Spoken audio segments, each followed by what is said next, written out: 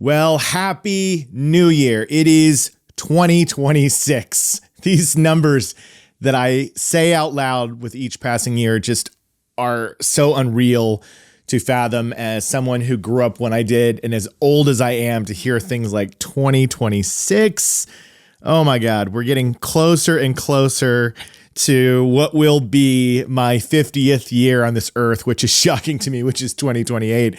And I cannot believe that. But hey, not quite there yet, and I'm young at heart, and we're going to start this year off with my top 10 albums of 2025, plus a bunch of honorable mentions. If you've listened to my past episodes about my top 10, I have to give a ton of honorable mentions because honestly, it is almost impossible to whittle it down to 10. I've thought about making it 15 or top 20, but it's a little bit of a challenge just to be like, hey, these are the records that I enjoyed the most and I listened to the most and I want to share them with you.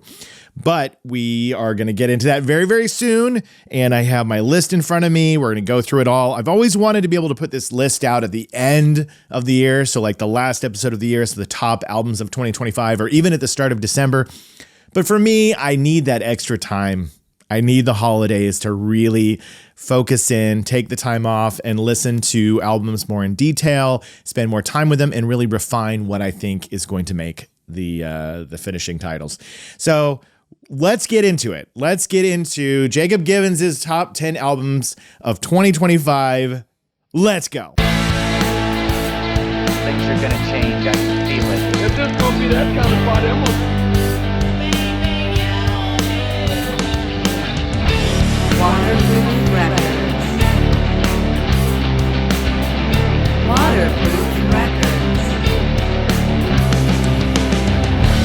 Waterproof Records with Jacob Givens.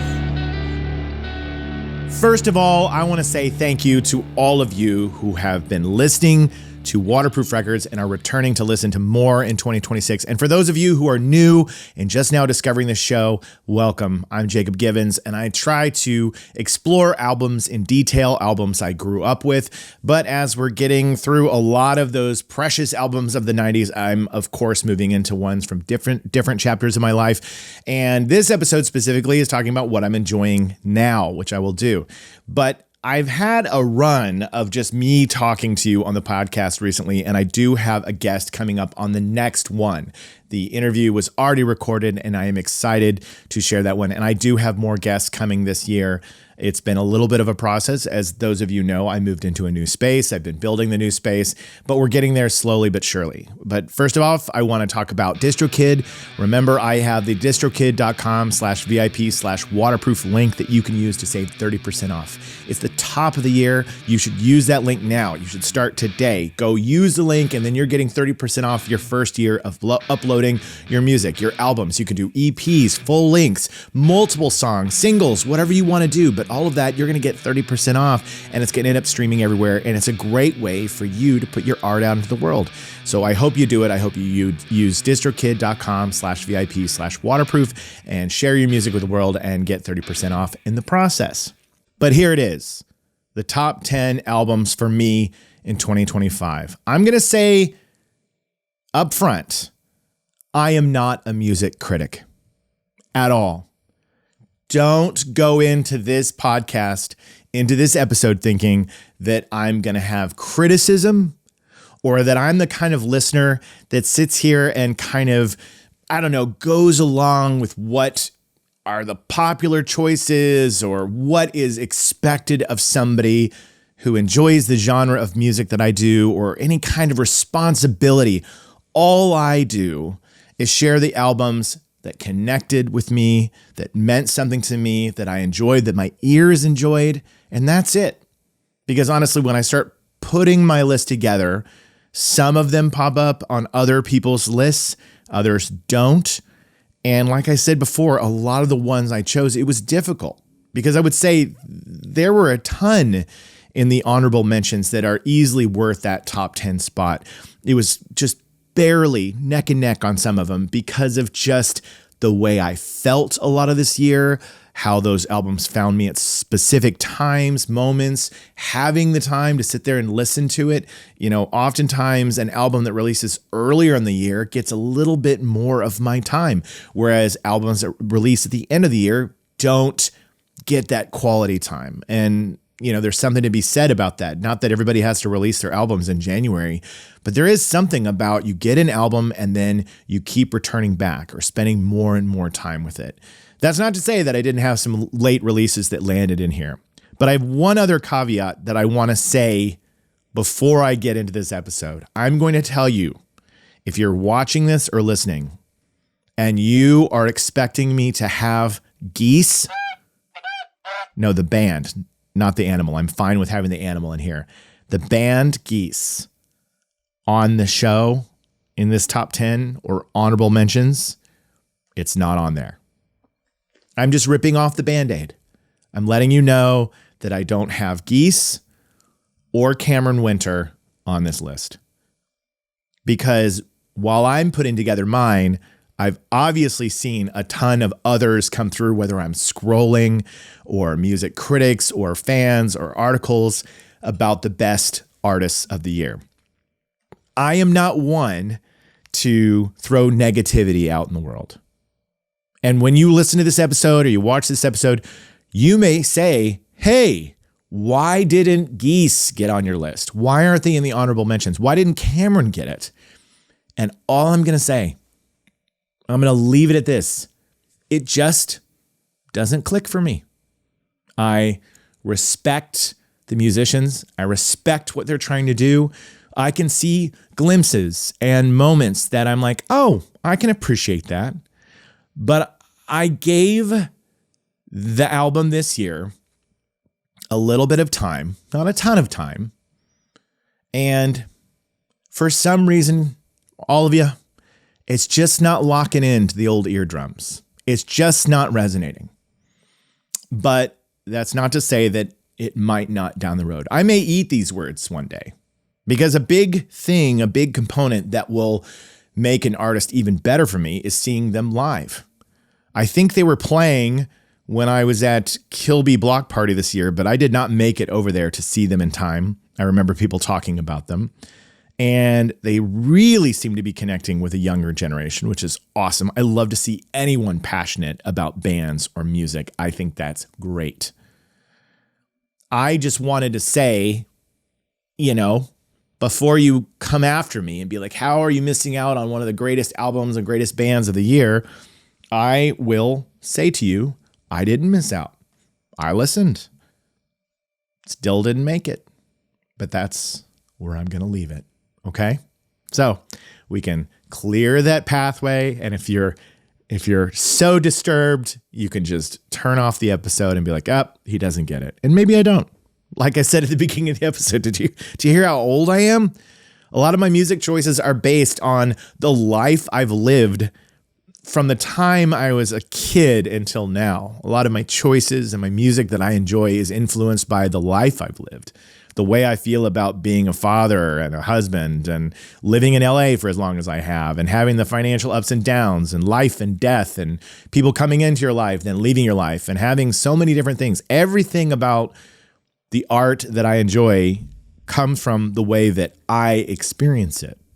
And I try to stay true to that. I try to not let hype or people pressuring me into, you've got to enjoy this one thing. I try to keep as true to myself as I can. And I am just thankful that so many of you appreciate that enough to come back. And I hope you continue to come back. And I hope we can continue to grow and share artists and music and bands together. I really do. All right. I'm ready to get into the top 10. Okay. Now these are not ranked. The 10 are not ranked in order. I'm just going to list you the 10, but the first one I'm going to start out with is LS Dunes and their album Violet, which released on January 31st of this year. Start of the year. To my point, it came out early, and the way that I landed on this album was it was really had to do with the song Forgiveness. Because I knew of LS Dunes, I knew of Frank Yarrow and Anthony Green and all the members. I mean, this is Anthony Green from Circus Survive, Seosin, The Sound of Animals Fighting. We have Frankie Arrow from My Chemical Romance. We have Coheed and Cambria guitarist Travis Stever. By the way, I said Coheed and Cambria on a video, and somebody said, I can't believe how you say that, how wrong you say that, or something. And I was like, Coheed and Cambria? Is it Coheed and Cambria? I mean, Cambria, yeah, that's a city. I don't know. I've always said it that way. But also bassist Tim Payne and drummer Tucker Rule from the band Thursday. So we have artists from a bunch of other amazing bands coming together. And from what I gather, they don't like being referred to as a supergroup. So I won't use that term because it is just a group of amazing artists and musicians coming together to create music together. And they played Riot Fest. They had their debut in Riot Fest in 2022. Then they played again in 2023, and then they were there again this year. I think they played Riot Fest a couple times. But Violet is their second studio album. And when I heard the song Forgiveness, it moved me so much that people would come over to my house and I would be like, I need to show you some songs I'm really enjoying. This was at the start of last year, start of 2025. And I would play them Forgiveness. It just got me in my heart and in my feels. Anthony Green's voice is beautiful. He can scream. It's crisp. He can yell like a rocker. But when he soars, it has that very high pitch. Reminds me of Jeremy Enoch, has that soaring high voice. I mean, and I mean this as a compliment.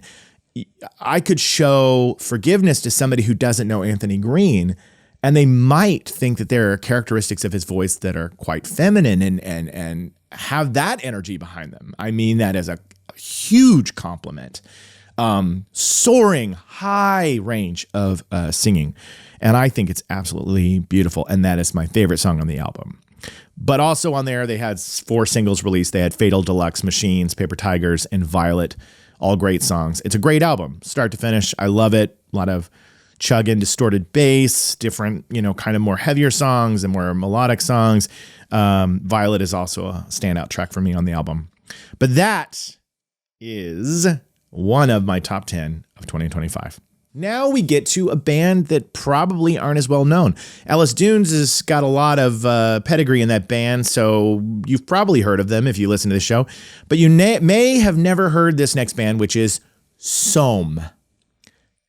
S-O-M. Sohm. Now, they put out an album in March of this year, March 14th, called Let the Light In. And a friend of mine shared this band with me.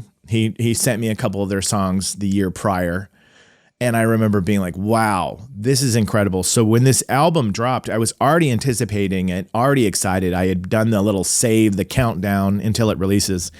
And then when it arrived, it's so heavy and dark, but with like these dreamy kind of, how do you put it? It's like dreamy, otherworldly, ethereal vocals, but with these heavy, chugging riffs. This band, some people have described it as like doom pop. I don't know if I would put the term pop to it because it doesn't really strike me as that, but it says, they've been together for 8 years. And I think that this is the full-length album they had after some lineup changes. They had Duncan Rich. He left the band, and he was their drummer. He was a founding drummer. And then that moved Justin Forrest onto drums, singer Will Benoit. Maybe I'm Benoit. Benoit, depends on how you say it, Will. Moved from guitar to bass. Then they added guitarist Joel Reynolds and Mike Rapash-Nieves to play this full, thick landscape of sound. It is incredible. Give Blood was the song that when I first heard it, I was like, oh shit, I'm in for it. I shared it in my stories. I posted some other videos about, that album and how much I had really been enjoying it this year. And it continued to come up over and over again. I'd be in my car and I'd be like, I feel like listening to Sohm. I'd be in this room and I'd be like, I want to listen to Sohm. So Sohm, Let the Light In, absolutely made it into my top 10. All right, this next one might not surprise you. They were guests on the Waterproof Records podcast earlier in 2025, and I was so glad because I was already a fan of the band. My friend Tim Dow, drummer of Shiner and Year of the Rabbit, he's the one who turned me on to Teen Mortgage. He shared him with me, and I had tried to make a show with him before to go see the band, and I had missed out on that opportunity, but he'd been talking about him. He'd sent me some songs, and I really, really got into him. And then I knew they had this new album, Devil Ultrasonic Dream, which came out on April 11th, 2025. I knew I was excitedly anticipating the release of this record, and I was fortunate enough to be put in touch with them and have them come on the podcast, which was just such an exciting thing. It's rare that, you know, I am starting to learn and love a band so much, and then suddenly, like, they get introduced to me in such a way that it's like, oh yeah, you remember this band that you're really enjoying? Well, they're going to come on your show. And it's a team of two. If you listen to that episode, you'll know that already. There's two people in the band. There's James Guile, and there's Ed, I think I tried to pronounce his name correctly, Ed Barakauskas. Those two guys are what make up Teen Mortgage. And this is really their first full-length album that they put out. This is their debut full-length album. And it's awesome. I just needed an album like this year. It's punk, it's upbeat, it just makes you feel like just jumping around the room. And I was so grateful to meet these guys. They were awesome. And the influences that they had from growing up and what got them into playing music is fascinating. If you haven't listened to the episode, then I highly recommend you go back and listen to the Teen Mortgage episode. They're great guys, and I look forward to hanging out with them and keeping up with them. And they've, of course, released a ton of other EPs and little projects side here or there along the way before getting to this studio album. But it's just a blast, start to finish. It's super fun. I love it. I recommend it all the time. There's even a video of me circulating out there on another guy's channel where he stopped me at Riot Fest and he was like, hey, what albums are you enjoying? And I listed Teen Mortgage because I mean it. I think they're fun and they're really, really great guys. And then I was fortunate enough to go to Zebulon and see them play live right after they came on the show. And it was such a good time. I actually had the courage enough to get into the pit because Zebulon is a small enough venue and the crowd was not in that kind of violent pit way. At my age, I was like, I need to dance. I need to slam dance a little bit more. I don't need to be worried about, am I going to seriously dislocate my shoulder? I just wanted to have a good time. And the colliding was that like friendly, high energy colliding. If you've done it before, you know what I'm talking about. It felt like the right time to get into it. And I felt like a kid again, and it felt so good. But there's so many great songs on this. If I had to choose one, maybe Personal Hell, Box. Those are also really, that's a really great song. But there's a lot of, even the opening track, which is I believe it's Devil Ultrasonic Dream, is great. Kicks off and it's awesome. The next song on the list, I'd say these guys are pretty popular, but for good reason. I was first turned on to Turnstile a few years ago with their album Glow On. Really loved it because before that they were a punk band, and then they started to incorporate more of these like synth and sounds and keys to kind of flesh out their sound, and it really works for them. They have so much energy. They're incredibly popular. Turnstile has come up on so many festivals and shows, and you do see that they have quite a following, but Never Enough, in all caps, which released on June 6th. I had a lot of fun with this record. I just did. I found myself putting it on over and over again. I would be working out here, organizing things, and it was an album that had these like 80s thrash riffs in there. Then they had these like really dancey, almost like island, just something about it was just right. And I think a lot of times this year I was feeling overwhelmed with life. I was feeling stressed about the move. There was a lot of new stuff being thrown my way, but Turnstile's Never Enough really scratched that itch and made me feel safe. Because there were elements about it that, not that it's safe, that maybe was a bad comment for that album. I'm not saying it's safe. I'm saying it made me feel safe. It made me feel comfort, because there were a lot of sounds coming out blended together that reminded me of a lot of different genres growing up, and they were like put together in a really interesting, fun way. It wasn't an album that I was brooding over or finding myself feeling in my feels over, and I need those. I need those albums. You know, Teen Mortgage was like that too. It's like, these are the albums that I kind of need to keep going and keep the energy going. And, you know, the title track is great, but there's so many fantastic songs on the album. But it was the first album without founding member Brady Ebert, who left in 2022. And then it was their first album to feature guitarist Meg Mills. So if Turnstile is not your thing, no worries. But if you like this band, or if you've enjoyed what you've heard, I highly recommend Never Enough. It's a good one. Okay, now we're going to move to a shoegaze band from Northwest Indiana called Cloakroom. This is their fourth album. It is called Last Leg of the Human Table. I think this is such a cool album. I love the genre of shoegaze, and there's more and more bands emerging with that title. But I think Cloakroom is unique in their own right, and especially on this album because they have a lot of melody in there.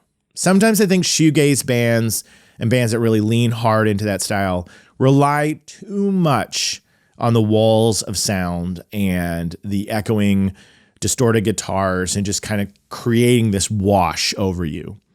But Cloakroom really has a lot of interesting melodies and hooks that are happening in there. Now, of course, there's other shoegaze bands that do this, but I think Cloakroom does it so well. And there's other songs on here that have kind of more of a fun, almost like troubadour, you know, wandering adventurer song. And then there's a couple like interludes, little musical interludes.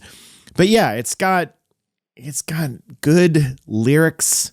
There's a little bit of experimentation to it, but Last Leg of the Human Table is an album that I found myself kind of letting it wash over me a lot this year. It was the right thing. So if you've never listened to Cloakroom, try Last Leg of the Human Table, but then there's, 3 more albums before that you can catch out as well. This band from Northwest Indiana. So love it. I have another band on the list that were a guest on the show.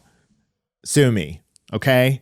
It kind of helps that if you're already a fan of the band, then you get to meet them, then you get to go see them live. It really does leave an impression. I'm not saying that that's always going to work, okay? There's probably going to be artists that I have on the podcast that release an album, I go see them play live, and it won't necessarily make my top 10, but sometimes it works that way. Blame the fact that I'm still a smaller podcast and show, and so just the fact that some bands and artists that I adore and love, I get the chance to interact with, makes it really, really special. But I can tell you, and if you've been following my content for a while, I made a video about how great this band was back in like 2022 on TikTok about modern bands making great music. And that band is the Dirty Nil. Yes, yes, yes. I love the Dirty Nil, and I was just absolutely stoked to have those guys come on the show. I hope you listened to the episode, but if you haven't listened to it, you should go back because they're just great dudes. We have a good time. Luke talks about his dog and how he sang on the record, and then I went to go see them live afterwards. It was so fun. These guys put together just great riffs, melodies, rock and roll. Rock and roll. When they talked about their influences and they came on the show, I could clearly see what had infused in their playing and their style, but they really have created their own sound. The Dirty Nil have something that belongs solely to them, and everybody who went to go see them that night at the Lodge Room felt the same thing. That when I was standing around and there were other people there to see them play, they were like, hell yeah, you just can't.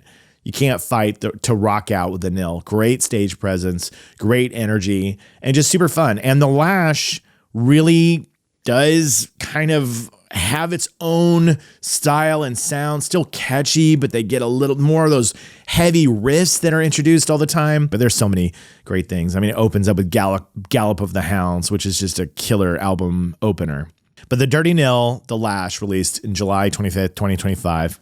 and it had to make my top 10. Now this is a dark horse. It arrived into the top 10 kind of in a way where I wasn't expecting it, but it did happen. It was a band that I wasn't that familiar with until I went to go see Cursive at the start of this year. And the opening band was this band, Pile. And I was really, really pleasantly surprised when I sat down and I listened to Pile. I was like, this is great. I love it. And then I went and saw them play live again. And the lead singer, Rick McGuire, just electric on stage, just commanding, gives so much energy. And this album is dark. It has this mood to it that's hard to describe, but it came out on August 15th, 2025. And I would say I listened to it a few times. And this is definitely one of those albums that kept coming back. And even though this year I needed a lot of upbringing, kind of like feel good songs, this album, Sunshine and Balance Beams, was the darkness that I looked for and the musicianship I was looking for. Boy, I could barely wrap my mouth around that. The musicianship I was looking for. They're from Boston, and they've been at it for a while because this is their 9th studio album. So shame on me for discovering them this late. But it says that some of the lyrics and content of Sunshine and Balance Beams described as a Sisyphean fable. You know, Sisyphus, the old tale of pushing a rock up the hill as a metaphor for the human condition. And so I think you can really feel that in this. And it's an awesome, awesome album. I'm a sucker for when a song is like going and then all of a sudden everything comes in and they're all hitting like intensely, you know, like da da da da da da da da, and that's Bouncing in Blue. When it happened, it's like this really kind of calm melody in the beginning, and then all of a sudden it does this super intense thing. And I was like, oh, sold. Pile. I love it. Pile on. We're getting close to the end of my top 10, and then I'm going to sit here and go on and on about all the ones that were so close to being the top 10. And I'll try to explain a little bit more about that. But let's get to which would be number 8. And this one I'm going to spend a little bit of time on because I love what this artist is putting out there under the moniker, under the name, under the band name, Ethel Cain. Now, Ethel Cain is Hayden, Silas, and Hedonia. This is her project. And I had either put it in a top, The Preacher's Daughter, I had put it in a top, or it was definitely an album that I was enjoying before. Now, there were 2 albums dropped by Ethel Cain this year. And one was at the top of the year called Perverts. And it was kind of self-produced and released and not like a major release. It was dropped in January, I want to say. And I immediately put that one because I knew it was Ethel Cain. I put it in my playlist that I use to kind of go through and listen to an album all year long and spend time with it. But I was not prepared because here I am thinking, oh, here's more Preacher's Daughter. I didn't do research. I usually don't read up on what the artist is going to put out. I just go listen to it. And Perverts was like a David Lynch film of an auditory experience. It was drone. It was experimental. It is not for everyone. Not at all. But when I was in Scotland earlier this year, there was a time when I was on the train and we had hours and hours of just sitting there. And I put on Ethel Cain's Perverts and I did it start to finish. Because up until that point, I had listened to segments of it. And I was like, this is bizarre. This is bizarre. But on that drive, I listened to it start to finish and it was like a David Lynch film. It was like going on a emotional, dark, traumatic journey with all these weird soundscapes. And it was incredibly hypnotizing and disturbing. And I left the experience like I'd seen a movie, but my ears had watched the movie. Now, that's not the album that makes my top 10. Perverts doesn't. But I wanted to mention how interesting it was that she wrote, recorded, produced it, and then put it out at the start of the year. And then later in the year, she put out Willoughby Tucker, I'll Always Love You, which releases on August 8th, a day after my birthday. Now, this is the album that gets into my top 10. And all I can say is that I needed this album. I needed it. Perverts was disturbing. I respect the artistry, but this isn't going to be for everybody. This is very slow, very sparse, but there were elements of this that took me to another place. I found myself listening to Willoughby Tucker, I'll Always Love You, many times, and finding myself lost in the overly reverbed guitar that and drums, and this really wide open space that was Ethel Cain, that Hayden created.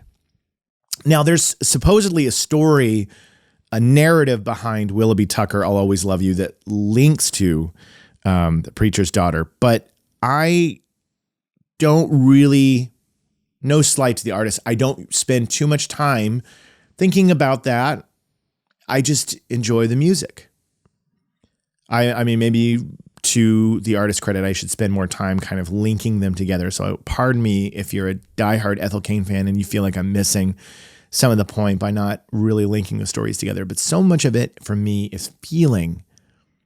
And from the moment this album opens up, Janie, I knew, I was like, okay, yep, I'm just going to settle into my chair right now and let my mind go. And her music has been described as American Gothic, Southern Gothic. And all I can describe is there's this feeling of like being barefoot on farmland and having a love that is like the small town, boy or girl who lives the neighboring home, and you're sneaking off together in fields of wheat and hiding in an abandoned farmhouse, and the sun's peeking through and you're getting into trouble. It just paints a world.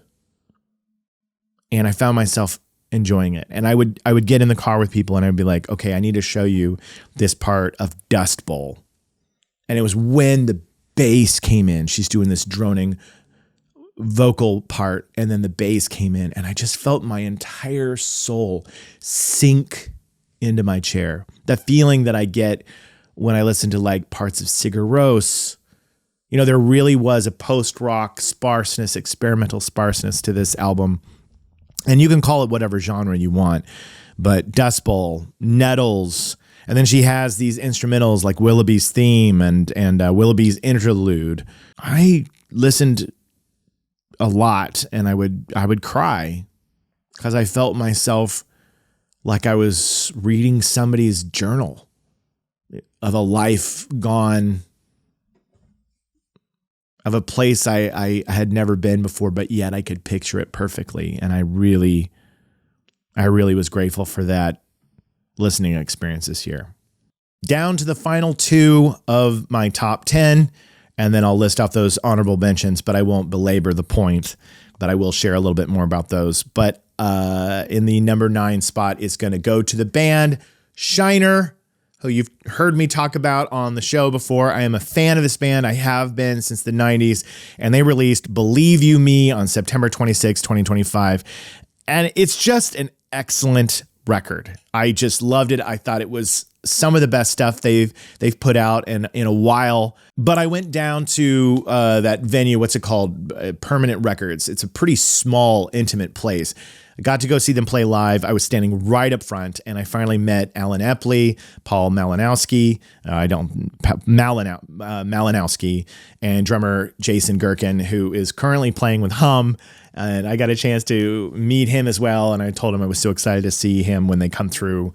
And he'll be playing with Hum, which is great. And of course, Josh Newton as well. So it was great to meet all of those guys, and they put on a killer show. It's an awesome album, start to finish, and there's so many amazing tracks on there. They have Asleep in the Trunk, kicks off the record in the perfect way, and then The Alligator, and on and on. The start to finish, I think that Believe You Me is a kick-ass record, and definitely one that you should check out. If you're not familiar with Shiner, I hope I'm the one who introduced you to them, and I highly recommend you go listen to this album. I think you'll enjoy it. closing out the top 10, and we get to a very, very, very well-known, popular band, but this deserves its place on my top 10 of the year because I not only love this band, but I do think that this was some of the best work that they've put out after the past few releases they've had over the years. I think that Deftones' Private Music, which came out on August 22nd, is a stellar return to form, fantastic music. And I spent so much time bringing people over to my place and being like, I'm going to play I Think About You All the Time on my turntable. I'm going to put it on and let it just wash over you. That's probably my favorite song on the album. And from what I've heard, it is inspired from the loss of their bassist Chi Cheng. And that's what is inspired that, which makes it even more moving. But there's so many amazing songs in this album. My Mind is a Mountain, Milk of the Madonna. What's that other one? It's, I got to look at the name of these song titles. Infinite Source. I love that one. Cut Hands. I mean, geez. Private Music, please forget about it. This is their 10th studio album. And as far as I can tell, people were really, really happy with how it turned out. And I'm not the only one that thought it was great. And cool things happening, like Departing the Body, the last track, hearing Chino Moreno, like kind of sing those lower baritone vocals. Just very, very cool. So that completes my top 10 albums of the year. And I got through it, I think, without, getting too much on a tangent about different things. Now I'm going to list the honorable mentions. It's important for me to say this because there are albums on here that are so close to the top 10 because I spent so much time listening to them and enjoyed them. And when it came down to me making the selection, I had to choose. I had to make the choice. I was like, okay, did I listen to this one a little bit more? Did this one get a little bit more of my attention? Yes. And that's how I whittled it down. But honestly, all of these have been so great, and I'm blown away with the artists that put them out. Let's get into them. One of those right out of the gate is Downward. The band Downward, they're from my hometown of Tulsa, Oklahoma, and their album Downward brackets 2, I think it's just self-titled, but it's the second time they've done it. I think this is only their second album. Reminds me of Basement. There's just there's a 90s kind of soothing sound to this band, Downward. I've also talked about them in public about really enjoying their sound. So Downward, honestly, you were so close to being in the top 10. I think you're great. You almost got your top 10 spot just because you're from my hometown, and that means a lot to me. It makes me so happy that bands like you are coming out of that town. Deaf Heaven, Lonely People with Power. This is their 6th album. San Francisco band, known as Black Gaze, which is black metal and shoegaze.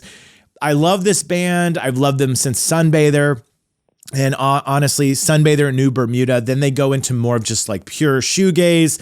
They drop a lot of the heavier elements. I mean, there's still some along the way, but this is truly a return back. Lonely People with Power returns to their heavier sound. I really loved it, listened to it a lot, and I've seen it in other people's top 10s.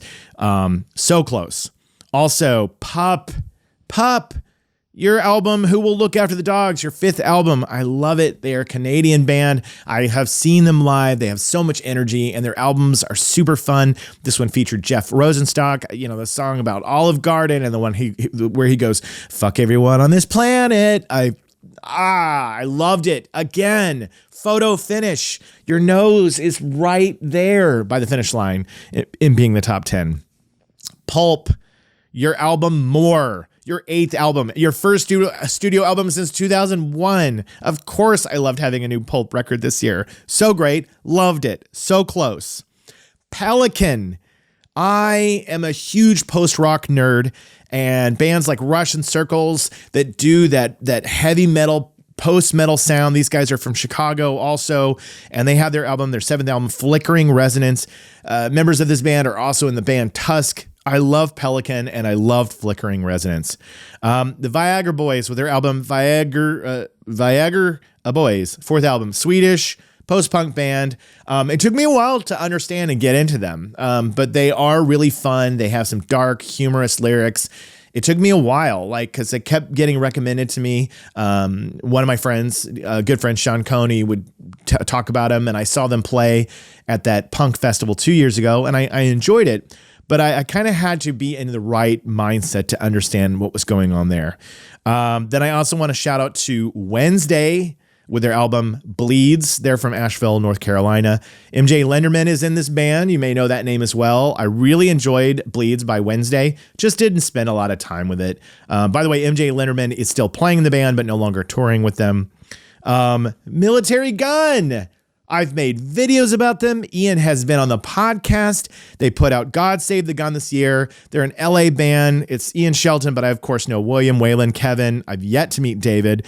They had their previous album, Life Under the Gun, and this album does feature my favorite Military Gun song, which is I Thought You Were Waving. That is like my favorite one. And, it honestly deserves a spot in the top 10 just because I love that song so much, but it's wild because I've experienced that song going back before this album because it was on an EP and I would talk about it so much. So it is still such a good record. It features guest vocals of Isaac Brock from Modest Mouse. So I definitely highly recommend that. Then Mogwai, The Bad Fire, a Scottish post-rock band. This is their 11th studio album. I got to see them live earlier this year. I really enjoyed this record. Mama, Welcome to My Blue Sky, their 4th album. They're from Calabasas, but they live in Brooklyn. I like this band a lot. They have that, I'm trying to remember the song on the record. Let me scroll back to it real quick that I thought it was interesting because I did see them play at Kilby Block Party, or at least I saw a couple songs of them. Let me find Mama on here. So the song I Want You, parentheses Fever, I thought was interesting was I always thought the wow, wow, wow, wow part of that song was on the guitar, but it's their voices. And I was surprised to see that when I saw them play live. This band, Squid, with their album Cowards, 3rd album, recommended to me by my friend Campy, who we go see a lot of shows together. I adore Campy. I think he's an amazing dude and an awesome friend. Squid is an English band, and they're part of what's known as the Windmill scene, which originates around the Windmill pub in Brixton. I like this album a lot. He recommended it to me. I spent some time listening to it. It didn't quite click. Then he showed me a bunch of live performance videos and I really got into it. So I found myself listening to it a lot. There were elements of like Radiohead and the jamminess in there. There were other kind of influences that I can't quite think of right now, but I really liked this record, but it didn't make the top 10 because I still enjoy seeing videos of them play and seeing them play live more than the process of listening to the album. Okay, Panda Bear, Sinister Grift, Panda Bear's 8th studio album. That's the name of Noah Lennox, who's a co-founder of Animal Collective. It's kind of like this psychedelic poppy Beach Boys, fun, quirky sound. You can hear the elements of Animal Collective in it. So I enjoyed Sinister Grift. I got to see Panda Bear play also at Kilby Block Party, which was cool. Okay, then we get to Assertion. Assertion is the side project of William Goldsmith, who is the drummer of Sunny Day Real Estate, also the Fire Theft, and for point in time, the Foo Fighters, and also Justin Taminga, who is the vocalist and guitarist. They put out Basking in the Gaslight. This is a great record. It is awesome, start to finish. If you've never listened to Assertion, Basking in the Gaslight, listen to this album. They put out great music, and my heart really goes out to them because they lost bass player Brian Gorder. He passed in August of this year, and I know that's probably been detrimental to the band and their spirit. So I'm sending them much love and telling you that you should listen to Assertion, Basking in the Gaslight. It's great. James and the Cold Gun, Face in the Mirror. Great record, great guys, great band. I mean, not all guys. There is a gal in the band as well, but they're from Wales. At least the majority of the band is. And this is their 2nd album. I thought it was great. I've made videos highlighting that album. I just saw them recently. It was so good to see them again. And I'm just proud of how far they've come. And I love that I have shared their music with others. There was a guy at the concert who came up to me and he was talking to me and he was like, I'm here because you introduced me to this band. And I was like, that's what I'm here for. That's what I'm here for. I'm hoping, I just hit the microphone. That's what I'm here for. I hope I turn you on to bands that you've never heard of before and I can help them grow and be discovered by other music fans. All right, then Nation of Language, Dance Called Memory. This is a Brooklyn, New York band, very 80s synth pop, great artist. I love them. Saw them at Kilby Block Party. Love their sound. It's always fun to put it on and just kind of take myself back in time. Dance Called Memory is a good album. It didn't make the top 10 because I think that one of the ones previously I enjoy more. So it's a good record. I really like what Nation of Language is doing, but again, honorable mention. All right, and finally, Rocket with their album R is for Rocket. This is their debut album. They are a Los Angeles band. I've been fortunate enough to interact with them a couple times. I met them at Best Friends Forever Festival. They were hanging around with Sunny Day Real Estate because I think that they'd played some shows with them. So I got a chance to talk to these members, see them play. They were great. And then to hear this album, their debut album, I was like, it's so good. It's so catchy, has some elements of 90s, the Breeders and other influences that are there, but I really enjoyed what Rocket is doing. And this is a fun, great debut album. I highly recommend you check them out. I just ran into them. I went to the Bear versus Shark show at the Regent and ran into them there. It was great to see them again. And I said, hey, I'd like to have you on Waterproof Records. And they said, why, yes, we would love to be on the show. So you can look forward to later this year, me having them on the podcast. Okay. So holy moly. I had so many honorable mentions. I told you, I said all of them. I tried to give each of them a little bit of a shout out and a reason why they didn't quite make the cut, but still very important records for the year. So that's it. That is the top 10 albums of 2025. I think we moved through.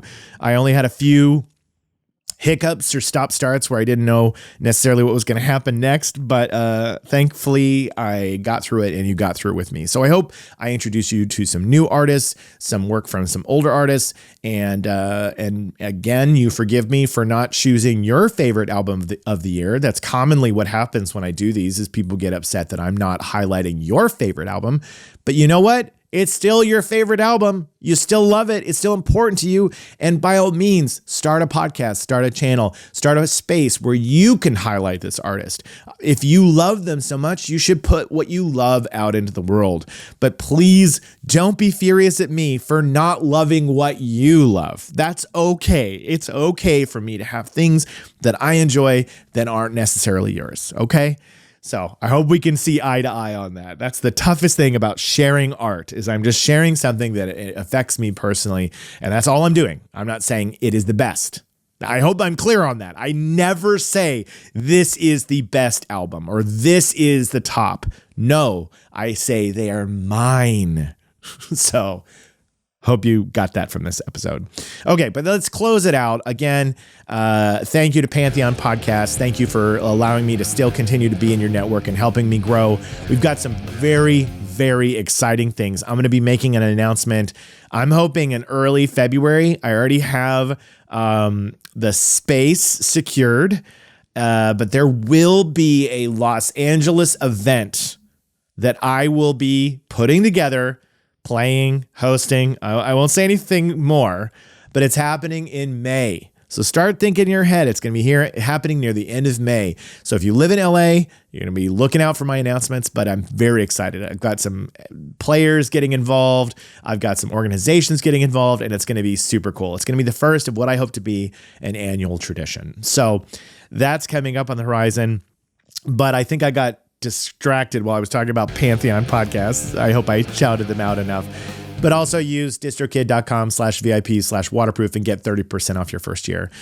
Again, welcome to 2026. Let's make this a great year. Let's do incredible things together. Let's inspire. Let's uplift. Let's rejoice in art and music and love and life. Let's leave the darkness behind us and let's carry forward together. I know we can do it. There is so much to be sad about in the world. There is so much heartbreaking things on news and media and things that can spiral you downwards. And by all means, stay active and vote your beliefs and do the things that you can to make a difference in this world. But join me in trying to put goodness and light and love out there because by God, we need it. We need it now more than ever. So my call to action is let's make this an amazing year. And I'm so thankful that you're with me. And here's to many more to come. So I have all the love for you. Thanks for helping me continue making Waterproof Records.